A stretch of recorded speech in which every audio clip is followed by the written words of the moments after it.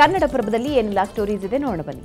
S, ಕನ್ನಡಪ್ರಭದ front ಪೇಜ್ಗೆ ಬರೋದಾದ್ರೆ ಬಿಜೆಪಿಗೆ ದಕ್ಷಿಣಾಘಾತ ಏನಾಯ್ತು ಬಿಜೆಪಿಯಲ್ಲಿ ಅಂತ ಅನಂತ ಪತ್ನಿ ತೇಜಸ್ವಿನಿಗೆ ಟಿಕೆಟ್ ಕೈ ತಪ್ಪಿದ್ರಿಂದ ಶಾಕ್ ಆಗಿರುವಂಥದ್ದು.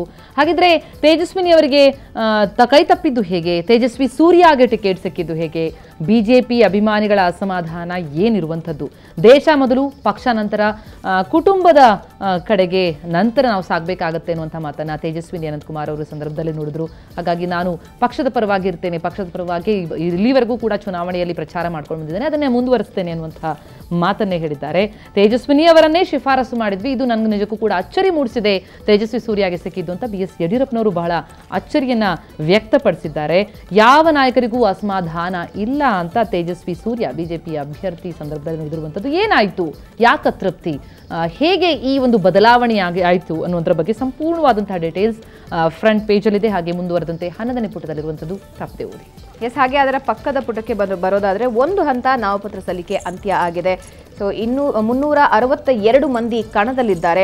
ಆದರೆ ಪ್ರತಿ ಪಕ್ಷಗಳಲ್ಲೂ ಕೂಡ ಬಂಡಾಯ ಇದೆ, ಅಸಮಾಧಾನ ಇದೆ. ಆ ಅಸಮಾಧಾನ ತಣಿಸದೇ ಇದ್ರೆ ಖಂಡಿತವಾಗಿಯೂ ಆಯಾ ಪಕ್ಷಗಳಿಗೆ ದೊಡ್ಡದೊಂದು ಆತಂಕ ಖಂಡಿತವಾಗಿಯೂ ಕಾದಿದೆ. ಹಾಗಾದರೆ ಎಲ್ಲೆಲ್ಲಿ ಬಂಡಾಯ ಇದೆ ಅಂತ ನೋಡೋದಾದರೆ ತುಮಕೂರು, ಉಡುಪಿ, ಚಿಕ್ಕಮಗಳೂರು, ಕೋಲಾರದಲ್ಲಿ ಬಂಡಾಯ ಇದೆ. ಭಿನ್ನಮತ ಕೋಲಾರ, ಬೆಂಗಳೂರು, ದಕ್ಷಿಣ, ಚಿತ್ರದುರ್ಗ ಹೀಗೆ ಹಲವು ಭಾಗಗಳಲ್ಲಿ ಎಲ್ಲ ಪಕ್ಷಗಳಲ್ಲೂ ಕೂಡ ಅಸಮಾಧಾನ ಇದೆ. ಏನೆಲ್ಲ ಆಗಬಹುದು ಒಂದು ವೇಳೆ ಅಸಮಾಧಾನ ಕಡಿಮೆಯಾಗದೇ ಇದ್ರೆ ಅನ್ನೋದರ ಕಂಪ್ಲೀಟ್ ಡೀಟೇಲ್ಸ್ ಇದೆ, ಮಿಸ್ ಮಾಡದೆ ಓದಿ. ಹಾಗೆ ನೀನು ಒಳಪುಟಕ್ಕೆ ಬರೋದಾದರೆ 6ನೇ ಪುಟದಲ್ಲಿ ಇರುವಂಥದ್ದು ತೇಜಸ್ವಿನಿ ಹರಕೆಯ ಕುರಿ ಆದದ್ದು ಹೀಗೆ ಅಂತ ಇಂಡಿಯಾ ಗೇಟ್ನಲ್ಲಿ ದೆಹಲಿಯಿಂದ ಕಂಡ ರಾಜಕಾರಣವನ್ನ ನಮ್ಮ ಪ್ರತಿನಿಧಿ ಪ್ರಶಾಂತ್ ನಾಥ್ ಅವರು ಬಿಚ್ಚಿಟ್ಟಿದ್ದಾರೆ. ಹೊಸ ನಾಯಕನ ರಂಗ ಪ್ರವೇಶಕ್ಕಾಗಿ ಹಳೆ ನಾಯಕನ ರಾಜಕೀಯ ಅರಿಯದ ಪತ್ನಿಯ ಮುಗ್ಧತೆಯನ್ನ ದಾಳುವಾಗಿ ಬಳಸಿದ್ರು ಅನ್ನುವಂಥ ಮಾತುಗಳು ಈಗ ಕೇಳಿ ಬರ್ತಾ ಇದೆಯಂತೆ. ಕೊನೆಯ ದಿನದ ಆಟ ಯಾವ ರೀತಿಯಲ್ಲಿ ನಡೀತು, ಅನಂತ ದುಃಖದ ದಿನಗಳು, ಅದರ ಬಗ್ಗೆ ಕೂಡ ಇಲ್ಲಿ ಬರೆಯಲಾಗಿದೆ. ಹಾಗೆ ಅಡ್ವಾಣಿಜಿ ಕತೆ ಬಗ್ಗೆ ಕೂಡ ಇಲ್ಲಿ ಮೆನ್ಷನ್ ಮಾಡಿದ್ದಾರೆ ಇಂಡಿಯಾ ಗೇಟ್ನಲ್ಲಿ.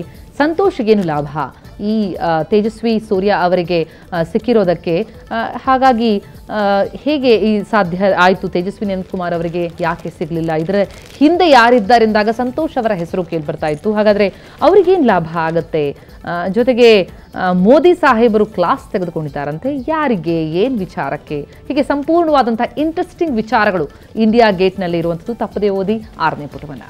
ಎಸ್, ಇನ್ನು 9ನೇ ಪುಟಕ್ಕೆ ಬರೋದಾದರೆ ಮೋದಿ ಇನ್ನು ದೇಶ ಸಂಚಾರಿ, ದೇಶದಾದ್ಯಂತ ಅವರು ರ್ಯಾಲಿ ನಡೆಸ್ತಾ ಇರ್ತಾರೆ. ದೇಶದಾದ್ಯಂತ ಮೋದಿ 125 ಪ್ರಚಾರ ರ್ಯಾಲಿಗಳನ್ನು ಹಮ್ಮಿಕೊಂಡಿದ್ದಾರೆ.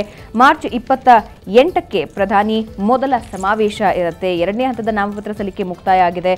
ಸೊ ಜೊತೆಗೆ 150 ಸಮಾವೇಶಗಳಲ್ಲಿ ಅಮಿತ್ ಶಾ ಭಾಗಿಯಾಗ್ತಾರೆ. 425 ರ್ಯಾಲಿಗಳನ್ನು ಈಗಾಗಲೇ ಮೋದಿ 2014ರಲ್ಲಿ ನಡೆಸಿದ್ರು. ಆದರೆ ಈ ಬಾರಿ ಜೋಶಿಗೂ ಕೂಡ ಕೋಕ್ ನೀಡಲಾಗಿದೆ. ಈ ಹಿಂದೆ ಅಡ್ವಾಣಿ ಆಯಿತು, ಈಗ ಜೋಶಿಗೂ ಕೂಡ ಕೋಕ್ ನೀಡಲಾಗಿದೆ. ಮತ್ತೊಂದು ಕಡೆ ಜಯಪ್ರದಾ ಬಿಜೆಪಿಯ ಅಖಾಡಕ್ಕೆ ಧುಮುಕಿದ್ದಾರೆ. ಈ ಎಲ್ಲದರ ಕುರಿತಾಗಿ ಕಂಪ್ಲೀಟ್ ಡೀಟೇಲ್ಸ್ ಅನ್ನ 9ನೇ ಪುಟದಲ್ಲಿ ನೋಡಬಹುದು. ಇದರ ಜೊತೆಗೆ ಬಹಳಷ್ಟು ಸುದ್ದಿಗಳು ಇವತ್ತಿನ ಕನ್ನಡಪ್ರಭದಲ್ಲಿದೆ, ಮಿಸ್ ಮಾಡದೆ ಓದಿ.